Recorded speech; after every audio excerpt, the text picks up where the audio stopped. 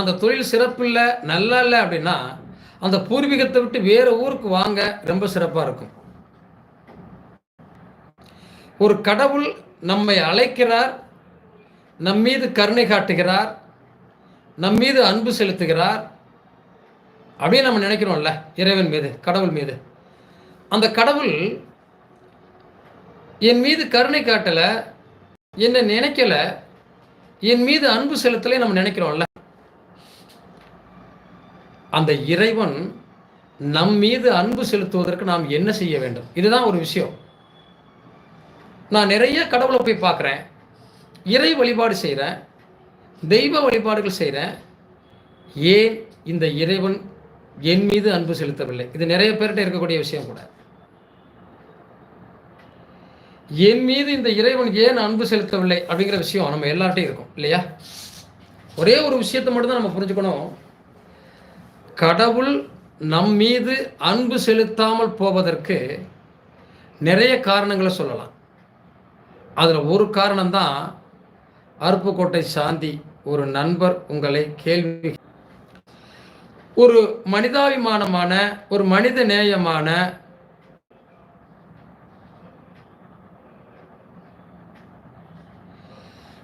மனிதாபிமானமான செயல்பாடுகளை, திட்டங்களை சரியாக தீட்டாத போது நாம் தோல்வியை சந்திக்கிறோம்.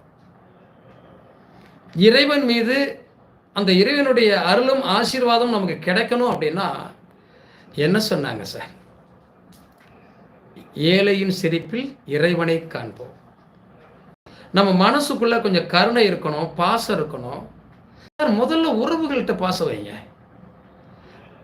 அண்ணன் தம்பிகளுக்குள்ளேயே பாசம் இல்லையே. என் சொத்து அதிகமாக இருக்கு, உன் சொத்து அதிகமாக இருக்கு. சகோதரி சாந்தி முருகன், வணக்கம் சார். அருப்புக்கோட்டை சாந்தி நிறைய கேள்வி கேட்குறாங்க. உண்மைதான், கண்டிப்பாக அவர்களுக்கு பதில் சொல்லிகிட்டே தான் இருக்கோம். ரொம்ப நன்றி, நன்றி சகோதரி. நீங்கள் ஒரு விஷயத்தை புரிஞ்சுக்கோங்க. இந்த இறைவன் நம் மீது அன்பு செலுத்த வேண்டும். இந்த இறைவன் நம்மை சார்ந்து இருக்கணும். நம்மகிட்ட எப்பவுமே கடவுளுடைய அருள் இருக்கணும். இதற்கு என்ன சார் செய்யணும்?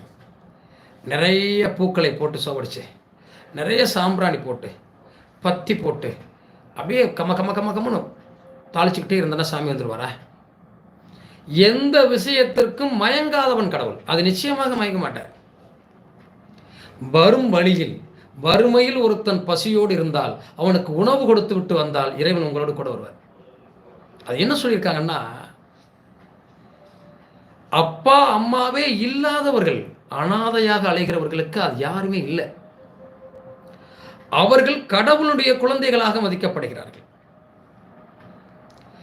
கடவுளுடைய குழந்தையாக மதிக்கப்படக்கூடியவர்களுக்கு உணவு கொடுக்கிற போது கடவுள் அவருடைய குழந்தை பசியை ஆற்றுகிற போது நம் குறைகள் என்ன என்பதை கவனிக்க ஆரம்பிக்கிறார்.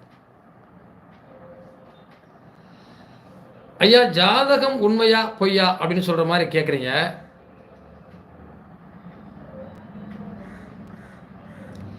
நீங்க ஜாதகம் கடவுள் இருக்கா இல்லையா என்ற கேள்வி ராமாயண காலத்திலிருந்து மகாபாரத காலத்துக்கு முன்னாடி இருந்து இருக்கு. ஆனால் இன்றளவும் ஜாதகம் இருந்து கொண்டுதான் இருக்கிறது. அதற்கு தடை இல்லை. அது கோர்ட் வர போய் கூட இந்த ஜோதிடத்தை தடை பண்ணணும்னு சொல்லி கூட கோர்ட்டே அதற்கு ஆதாரம் இல்லை, அதை தடை செய்ய முடியாது அப்படின்னு சொல்லி கடவுள் இல்லை அப்படிங்கிற ஒரு விஷயம் இன்னைக்கு அல்ல, எத்தனையோ ஆயிரம் ஆண்டுகளாக நடந்து கொண்டுதான் இருக்கிறது. ஆனால் கோவில்கள் பெருகிக்கொண்டே இருக்கிறது. அதற்கான வழிபாடுகளும் நடந்து கொண்டுதான் இருக்கிறது. நம்புபவர்கள் நம்பலாம், நம்பாதவர்கள் நம்பாமல் போகலாம். அது அவர்களுடைய மனதை பொறுத்தது, நிலையை பொறுத்தது.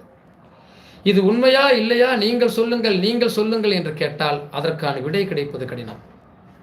உண்மை என்று சொல்பவருக்கு உண்மை, இல்லை என்று சொல்பவருக்கு இல்லை.